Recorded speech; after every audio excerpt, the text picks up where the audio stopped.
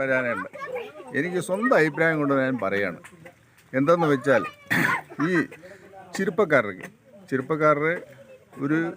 ചെറുപ്പക്കാർക്ക് വന്നിട്ട് തൊഴിലുറപ്പ് പണി കൊടുത്താൽ അവർ മടിയന്മാരാകും.